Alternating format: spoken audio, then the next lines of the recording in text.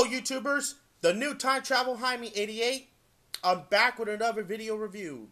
And today I got a VHS I want to show you guys. And I brought it for the last 2 days. And I'm ready to review it. Today I'm going to review Star Trek, The Next Generation, Encounter at Farpoint. Wow, this is the best episode. I really enjoy it. And it is the first full-length movie featuring the new crew of the USS Enterprise. And before we get to review, I just want to give a quick shout out to Karate Fan 283. Karate Fan 283, your videos are awesome.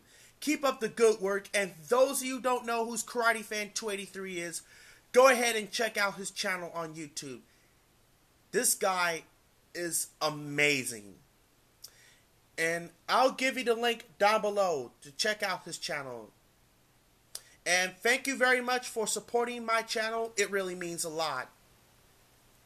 Okay, now let's get on to review. Now this was set in the 24th century. The setting takes place 85 years after the original series crew. And then you have the new crew. Captain Jean-Luc Picard, played by Captain of the Enterprise. He's played by Patrick Stewart. And Jonathan Frakes as First Officer William T. Riker.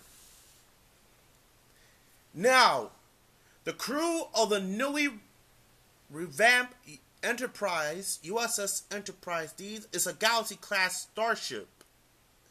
They're on our way to Deneb 4 on the first mission out of dry dock to collect the remaining simple Bandai people. But something is very happening. A strange energy trapped like alien ship cargoes appears out of nowhere. But suddenly a mysterious man appears onto the ship and tell him that you return to the known galaxy solar system immediately. Picard identifies him as the Q and calls himself being a rapid process of the Q continuum. However, the lightness of crew and frozen the Lieutenant Commander Torres. However, Q tells Picard, "Now go back, or else certainly mostly dies." So, arrives on the crew. He must use the Enterprise to warp speed to get away to his harnessing net. However, he has no choice. Picard alerts everyone, all personnel, to prepare an emergency saucer step. Make Commander Worf to command this situation. But Worf tells him that I am a Klingon. I wanted to make every directive battle, and you are a Starfleet officer. You will do exactly what I told. So, Picard, Data, and Commander Troy and Yar are going into the battle bridge on a wait inside of to make sure they have not been followed. So they use a photon torpedo to fire phaser on the torpedo crew. So they were placed on trial and it convinced him of being a treaty and equally God waiting, and declares on trial the pose and appearances of the Grand Equation, evoking a chapter on the same, which includes the devil doesn't exist, but the man created him. Q warns Captain Picard that he destined fails. As the Enterprise arrived, the awaited crew member explored the offering of the Farpoint station led by the Bandai host Gromper Zord. The crew is suspicious of how certain items they desire to appear. Moments they look away, are unable to identify the power source that feeds the station. Deanna Troy, an empath, senses a being with a powerful yet despairing emotion nearby. The other crew discovered a strange labyrinth beneath the station, but Azona is unable to offer an explanation. As the Enterprise crew continues its exploration, an alarmed unknown alien craft enters orbit and begins to fire upon an old Bandai settlement near Farpoint station and abduct Zorn before Picard and his ordered the crew to fire phasers. Q appears to remind him of human trial and prompts Picard to send an away team to the alien craft. The away team discovered that the craft has been patched similar to those under Farpoint and then are able to free Zorn. Their action caused the alien craft to transform into jellyfish-like space creatures, and Picard is able to deduce the mystery of the Farpoint station. He confirms with the apologetic Zorn that the Bandai found the similar life form endure on the planet, and they attempt to care for it. They also exploited its ability to synthesize matter to crew Farpoint station. The creatures now in orbit are trying to free its mate by pushing those who are insured. Although Q gaunts Picard into punish the Bandai, Picard refused, instead ordered the Enterprise to fire a verified energy beam into Farpoint station.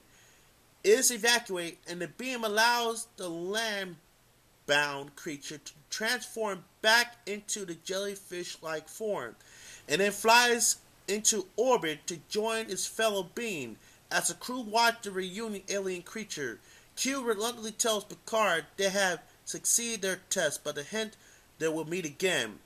And Picard tells him, "Get off my ship. I do so anything I wanted." And Q tells him, "I'll promise I will never appear again." So,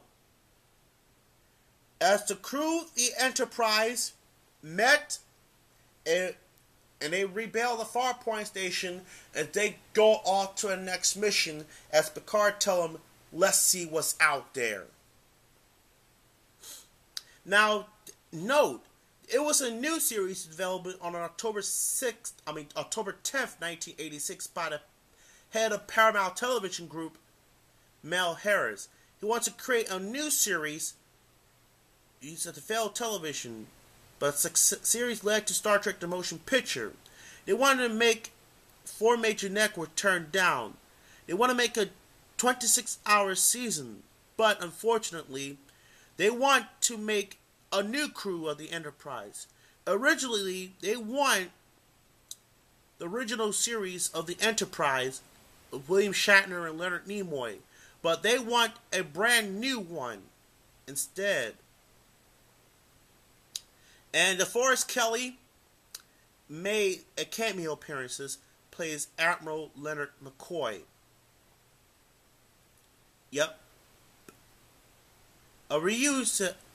Due to some low budget for the pilot, the Enterprise bridge was a reuse from Star Trek 3 to Search for Spock. So, that was the episode. Okay, let's take a look at this. This is a counter at Farpoint, the tape. Here's the spine, other spine, the top. And look at the price, that's $3.99. That's cheap. Still pictures, by the way. This was a air date, week of September 28th, 1987, and start date 41153.7. And here's the tape. Look like sticker label and label. The print date September 19th, 1991. I had this tape a long ago, but sadly, my tape is a little bit fuzzy, so I end up with a new copy. It was a feature-length episode, but when this episode was edited in syndication in 1989, it was split into 2 parts. And that's why Columbia House released this by accident.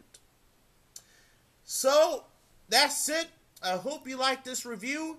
Any of you would like to rate, comment, and subscribe, do so. This is the new Time Travel Hyman 88 saying, live long and prosper.